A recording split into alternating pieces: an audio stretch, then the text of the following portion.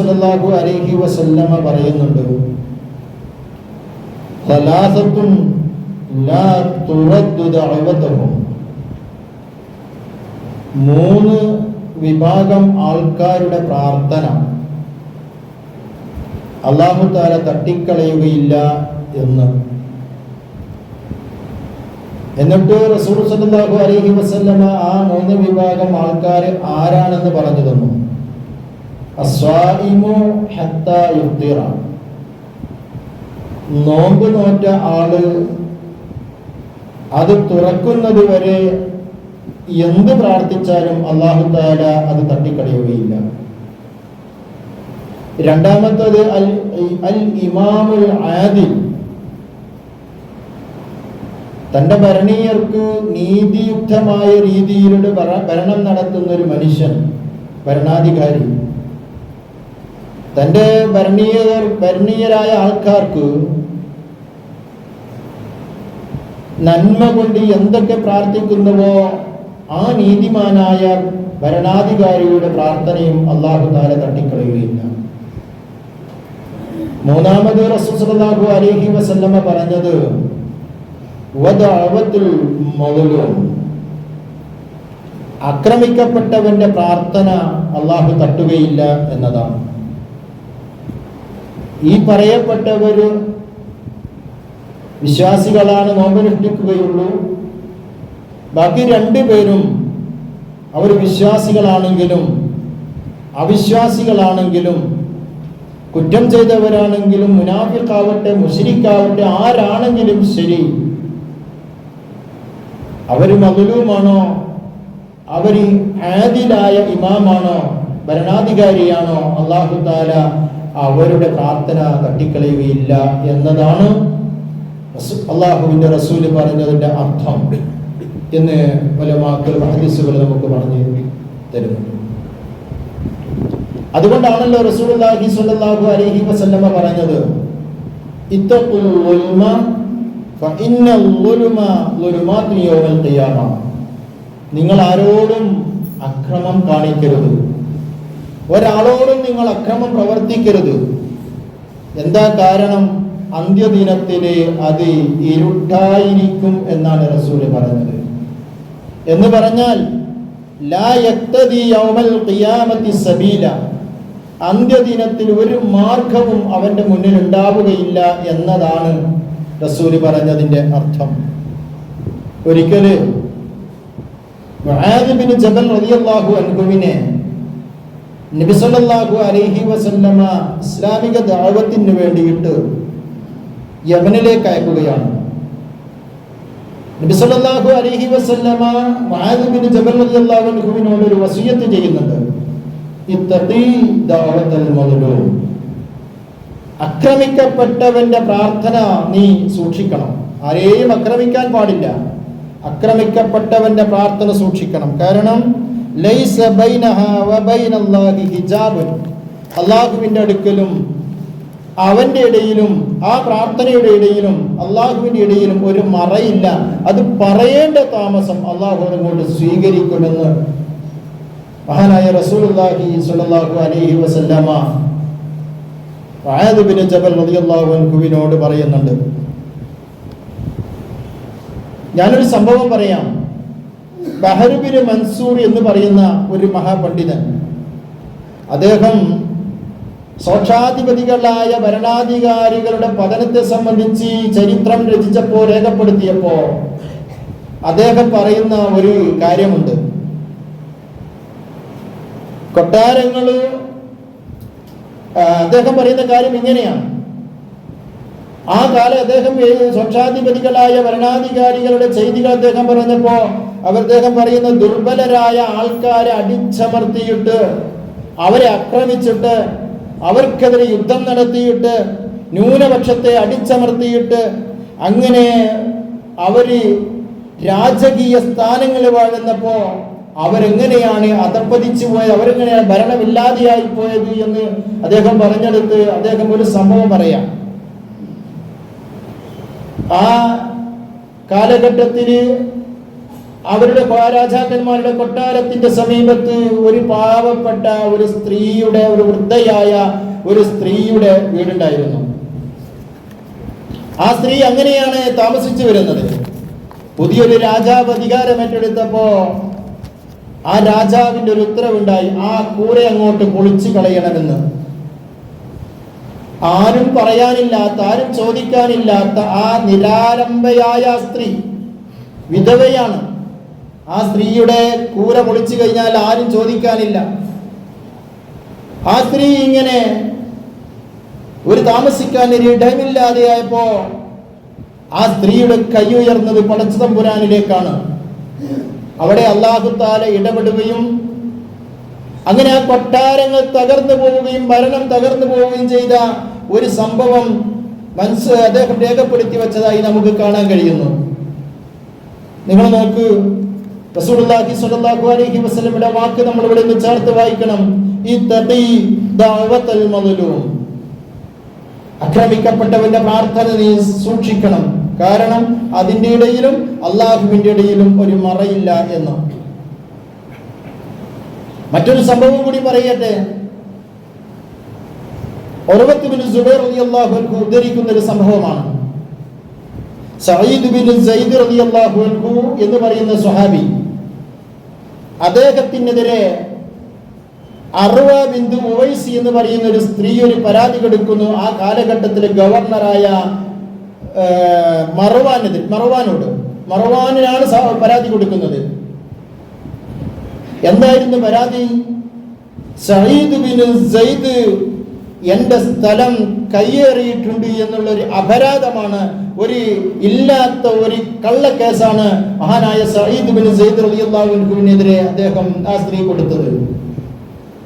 Governor Saeed റളിയല്ലാഹു അൻഹുവിനെ വിളിപ്പിക്കുന്നു. എന്നിട്ട് കാര്യങ്ങൾ ചോദിക്കുന്നത്, ശരിയാണോ താങ്കൾ ആ സ്ത്രീയുടെ അർവ ബിന്തു ഉവൈസിന്റെ സ്ഥലം താങ്കൾ കയ്യേറിയിട്ടുണ്ടോ എന്ന് ചോദിച്ചപ്പോ സഈദ് റളിയല്ലാഹു അൻഹു പറയുന്ന ഒരു വാക്കുണ്ട്, അകുന്തു ആഖുദു മിൻ അർദിഹാ ശൈഅ ബഅദമാ സമയതു മിൻ റസൂലില്ലാഹി സ്വല്ലല്ലാഹു അലൈഹി വസല്ലം മൻ അഖദ ശൈഅൻ മിനൽ അർദി ളുൽമൻ തുവിഖ ഇലാ സബീ അർദി. ഞാൻ എങ്ങനെയാണ് ആ സ്ത്രീയുടെ സ്ഥലം കയ്യേറുക?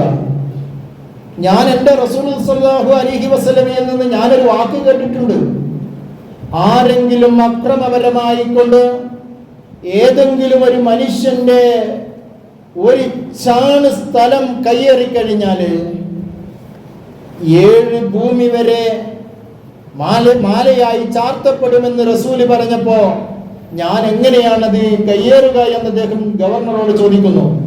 മർവാൻ പറഞ്ഞു, സഈദ് ബിൻ സൈദ്, ഞാൻ ഇതിനെ സംബന്ധിച്ച് ഇനി ഒരു അന്വേഷണവും നടത്തുന്നില്ല. കൃത്യമായി എനിക്ക് ബോധ്യപ്പെട്ടിട്ടുണ്ട് താങ്കൾ നിരപരാധിയാണ്. അദ്ദേഹം സഈദ് ബിൻ സൈദ് റളിയല്ലാഹു അൻഹു അല്ലാഹുവിലേക്ക് കൈ ഉയർത്തുക. അല്ലാഹുമ്മ ഇൻ കാനത് കാദിബതൻ ഫഅമി ബസറഹ വഖ്തുൽഹാ ഫീ അർളിഹാ. പടച്ചോനെ, അല്ലാഹുവേ, ഒരു നിരപരാധിയായ ഞാൻ ഒരാളെ സ്ഥലവും ഞാൻ കയ്യേറിയിട്ടില്ല, പക്ഷെ വല്ലാത്തൊരു ഗുരുതരമായ ഒരു ആരോപണമാണ് എന്നെ സംബന്ധിച്ച് നടത്തിയത്. ആ സ്ത്രീ പറയുന്നത് കളവാണെങ്കിൽ അവളുടെ കണ്ണിന്റെ കാഴ്ച നീ നഷ്ടപ്പെടുത്തുകയും അവളുടെ ഭൂമിയിൽ വെച്ചിട്ട് അവളെ നീ മരിപ്പിക്കുകയും ചെയ്യണമേ എന്ന് അദ്ദേഹം അങ്ങ് പ്രാർത്ഥിച്ചു പോയി. ആ പ്രാർത്ഥനയുടെയും അള്ളാഹുവിന്റെയും ഇടയിൽ ഒരു മറയുണ്ടായില്ല. അള്ളാഹു അത് സ്വീകരിച്ചു. കാലങ്ങൾ കഴിഞ്ഞു. ഉർവത്ത് ബിൻ സുബൈർ റളിയല്ലാഹു അൻഹു പറയുന്നുണ്ട്, ആ തോട്ടത്തിൽ കൂടിയിട്ട്, ആ സ്ഥലത്ത് കൂടിയിട്ട് ആ സ്ത്രീ കണ്ണ് കാണാതെയായി ഇങ്ങനെ നടന്നു പോകുമ്പോ അവിടെ എവിടെയെങ്ങാനും ഒരു കിണറുണ്ടായിരുന്നു.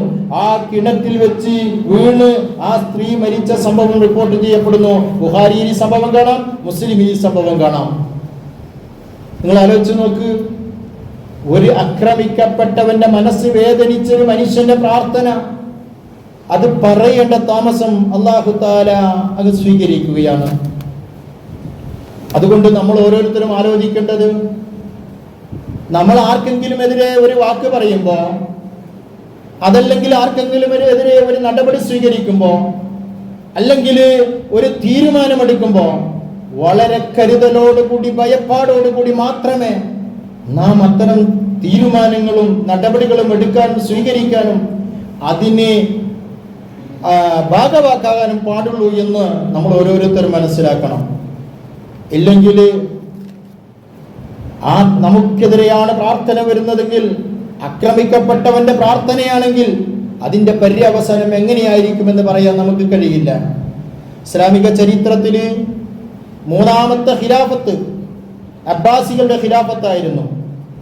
അബ്ബാസികള് അവരിൽ പ്രധാനികളായ ചില ഭരണാധികാരികളെ ബറാമിക്കുകൾ എന്ന പേരിലാണ് അവരെ അറിയപ്പെടുന്നത്.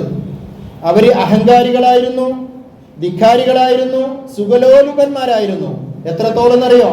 കൊട്ടാരത്തിന്റെ ഭിത്തികള് സ്വർണം കൊണ്ട് നിർമ്മിച്ച അത്രയും സുഖലോലുപന്മാരായ ആൾക്കാര്, ദുർബലരായ ആൾക്കാരെ തെരഞ്ഞു പിടിച്ച് ആക്രമിക്കുന്ന ആൾക്കാര്, അവരെ പീഡിപ്പിക്കുന്ന ആൾക്കാര്, അവരുടെ വീടുകളിൽ നിന്ന് അവരെ ഒഴിപ്പിച്ചു, അവരോട് യുദ്ധം പ്രഖ്യാപിച്ചു, അവർക്ക് ജീവിക്കാനുള്ള സ്വാതന്ത്ര്യം അവർ നിഷേധിച്ചു കളഞ്ഞു, ദുർബലരായ ആൾക്കാരോട്. അങ്ങനെ ഇവരുടെ ഈ പ്രവർത്തനങ്ങൾ ഹാറൂൺ റഷീദിന്റെ ഭരണത്തിന് ഭീഷണിയായി വന്നപ്പോ കാലങ്ങൾക്ക് ശേഷം അവരെ ഹാറൂൺ റഷീദ് അറസ്റ്റ് ചെയ്തു, ജയിലിലടച്ചു, എല്ലാം നഷ്ടപ്പെട്ടു. അപ്പോൾ ഉണ്ടായ ഒരു സംഭവം, ഈ യഹ്യ ബിനു ബറാമിക്കി എന്ന് പറയുന്ന യഹ്യ ബിനു ഖാലിദ് ബിനു ബറാമിക്കി എന്ന് പറയുന്ന മനുഷ്യന്റെ ആ ഭരണാധികാരിയുടെ പേരക്കുട്ടി ജയിലിൽ ചെന്നിട്ട് തന്റെ പിതാവിനോട്, തന്റെ പിതാമഹനോട് ചോദിക്കുന്നൊരു വാക്കുണ്ട്, യാ ജദ്ദ, എന്റെ ഉപ്പാപ്പ, മാ ഹാദിഹിൽ മുസീബത്തുല്ലത്തി ഹല്ലത് ലനാ, എന്തൊരു മുസീബത്താണ്, എന്തൊരു മുസീബത്താണ് നമുക്ക് സംഭവിച്ചത്. നാം ഈ രാജ്യത്തിന്റെ ഭരണാധികാരികളായിരുന്നല്ലോ, നാം സുഖലോലുപന്മാരായി ജീവിച്ചവരായിരുന്നല്ലോ. ഇന്ന് നിങ്ങൾ ഈ ജയിലറയിൽ കഴിച്ചു കൂട്ടേണ്ട ഒരവസ്ഥ വന്നല്ലോ. എന്തായിരുന്നു ഇതിന്റെ കാരണം എന്ന് പറഞ്ഞപ്പോ, ഒരു കാലത്ത് സുഖലോലുപനായിക്കൊണ്ട്, ഒരു കാലത്ത് ദുർബലരായ ആൾക്കാരെ തെരഞ്ഞു പിടിച്ച് ആക്രമിച്ച ആ ഭരണാധികാരി പറഞ്ഞൊരു വാക്കുണ്ട്, അടിവരയിട്ട് നമ്മൾ മനസ്സിലാക്കേണ്ട ഒരു വാക്ക്. അതിങ്ങനെയാണ്. അദ്ദേഹം പറയാ, മോനെ, ദഅവത്തുൽ മദ്ലൂം, ആക്രമിക്കപ്പെട്ടവന്റെ പ്രാർത്ഥനയാണ്, വേറൊന്നുമല്ല. ആക്രമിക്കപ്പെട്ടവന്റെ പ്രാർത്ഥനയാണ്.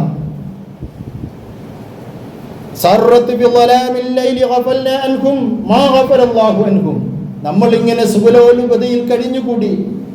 പക്ഷേ നമ്മൾ ഒരു വിഭാഗം ആൾക്കാരെ തെരഞ്ഞു പിടിച്ച് ആക്രമിച്ച് അവർക്ക് സ്വൈര്യം നഷ്ടപ്പെടുത്തി നമ്മൾ സുഖലോലുപത അനുഭവിച്ചല്ലോ.